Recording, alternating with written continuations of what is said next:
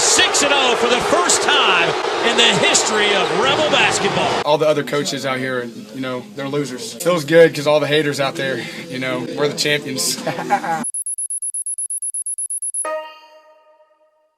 Marshall James Henderson, born September 19, 1990. Before social media fully took over college basketball, there was Marshall Henderson, an unfiltered, chest-thumping, crowd-taunting scoring machine who lived for the booze. He shot from 30 feet, cursed out opposing fans, and ran down the court throwing double middle fingers without flinching. But as captivating as he was for highlight reels and chaos, he never made it to the league, and if we're being honest, he never had a real shot.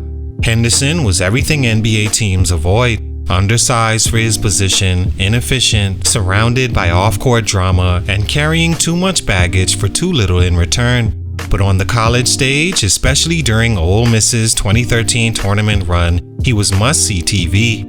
Fans loved to hate him. His energy was infectious, his swagger unmatched, and he had the rare ability to shift momentum with a single shot or stare down. He gave Ole Miss basketball something it hadn't had in years, national attention, and in return, he fed off the crowd like a born entertainer, more wrestler than floor general. Still, that same edge that made him a star on campus made him unfit for the pros. His style wasn't sustainable, and he relied on volume, heat checks, and chaotic energy to thrive. He didn't defend, didn't pass much, and couldn't be trusted to run a team. He was the ultimate spark, but sparks don't last. They flare up, draw eyes, and fade out fast. His game was one-dimensional, his height was a problem, and his lifestyle even more concerning.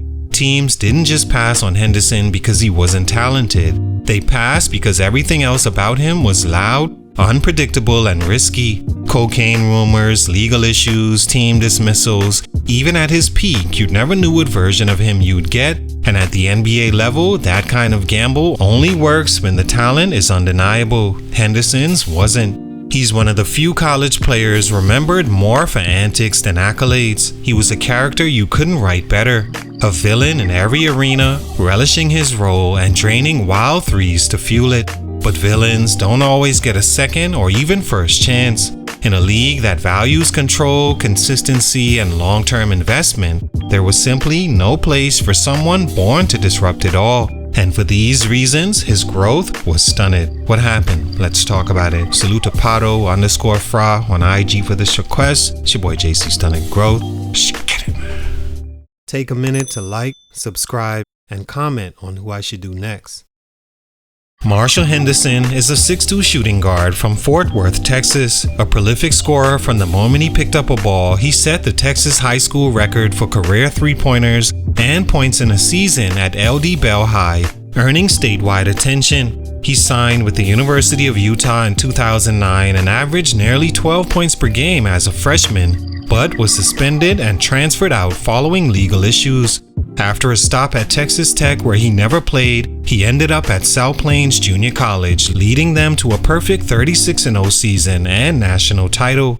That resurgence earned him a shot at Ole Miss after winning Player of the Year, where he became an overnight star. In 2012-13, he averaged 20.1 points per game, leading the SEC in scoring, and took Ole Miss to the NCAA tournament for the first time in over a decade. Still, his volatile image and background loomed large over his NBA chances. Stunt number 1, too small for his NBA position. Marshall Henderson was listed at 6'2", but by all accounts, that was generous. Without elite athleticism or defensive instincts, he didn't project as a shooting guard at the next level, yet he also wasn't a point guard by skill or mindset. That created a positional logjam for his NBA hopes before they ever really got started. In today's game, if you're going to be undersized, you either need to run the offense or be so good at scoring that your limitations don't matter. Henderson didn't check either box. He was a pure scorer, volume-heavy, shoot-first, and shoot-again type player. He didn't excel in pick-and-roll situations, didn't set the table for others, and didn't have the handles or vision to play the one. But he also wasn't big or strong enough to guard NBA shooting guards or finish through contact on drives. His game was tailor-made for college or overseas leagues where freedom and spacing could mask those holes. The NBA, with its elite wings and switch-heavy defensive schemes, would have exposed him early. This wasn't just about his height, it was about his frame, play style, and lack of positional flexibility. The league is full of guards under 6'3", but most either bring elite quickness, decision-making, or shooting efficiency to balance their size. Henderson didn't bring any of that consistently. He was streaky from deep and needed high usage to get going. NBA teams couldn't justify giving him that leash, especially not as a late second-round prospect or training camp invite. His best path would have been to remake himself as a backup point guard, learn to distribute, defend, and pick his spots. But that transition was never natural for him. His game and identity was tied to being a gunner, a volume scorer, and emotional spark plug. And without the size to stay at his natural position, he was left in between roles, in between levels, and ultimately left behind. Stunt number 2, off-court issues, drug use, and burning bridges. Marshall Henderson's reputation off the court often overshadowed what he did on it. His run-ins with the law, substance abuse issues, and constant controversy followed him from one school to another, leaving a trail that NBA teams couldn't ignore. His first major red flag came at Utah, where after a promising freshman career, he was suspended and eventually left the program, following an arrest for trying to buy marijuana with counterfeit money. Things didn't improve from there. He transferred to Texas Tech but never played a game before leaving again due to more legal trouble. While he did find temporary stability at South Plains Junior College and then at Ole Miss, his behavior remained a concern. He reportedly failed multiple drug tests during his time at Ole Miss, including for cocaine and marijuana, substances that carry heavy stigma in pro sports, especially with the lingering shadow of tragedies like Len Bias. After Ole Miss's 2013 NCAA tournament run, Henderson's antics didn't slow down. He was suspended again for off-court behavior, and his wild personality, while entertaining to fans, only made executives more wary. Beyond the drugs and legal issues, Henderson carried the label of being unpredictable. Even when teams were interested in his talent, the question always became, is he worth the risk? For a second-round or undrafted player, the margin for error is razor thin. The league doesn't hand out chances to guys who bring unnecessary drama, especially if they aren't elite talents. In Henderson's case, the combination of legal red flags, suspensions, and media distractions created an image no front office wanted to inherit.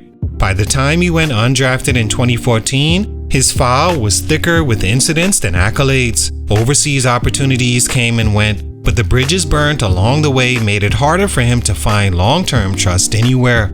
Henderson didn't just make bad choices, he made himself into a brand NBA teams wanted no part of. Stunt number 3, talent not needed. Even without the size concerns or off-court baggage, Marshall Henderson's game alone wasn't enough to earn him a spot in the league. He was a volume scorer in a system that allowed him to jack shots freely, but the NBA has no shortage of those, and most do it better.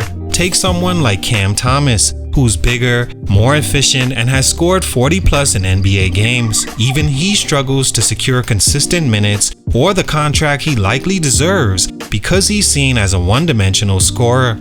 Henderson wasn't close to that level. His best skill, shooting, came with major drawbacks. He shot just 35% from 3 in college, or nearly 11 attempts per game, and barely cracked 36% from the field overall.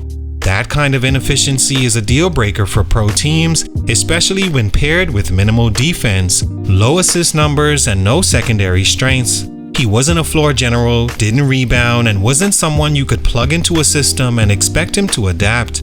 NBA teams need specialists or versatile glue guys, not high-maintenance, streaky scorers who require the ball constantly to be effective. Henderson needed heat checks to get going and lived off momentum, but pros don't get to shoot their way into rhythm unless they're already trusted. Henderson was never going to be given that kind of leash. In the end, his game had no clear role at the next level.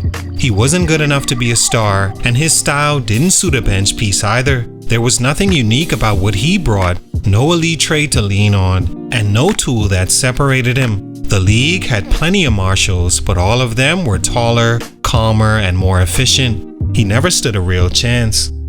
All in all, Marshall Henderson was built for moments, not careers. He lit up college basketball with raw emotion and fearless shot taking, but the same qualities that made him a fan favorite made him a pro risk. He was too small for his position, too erratic off the court, and too one-dimensional to stick in a league full of bigger, cleaner, more efficient scorers.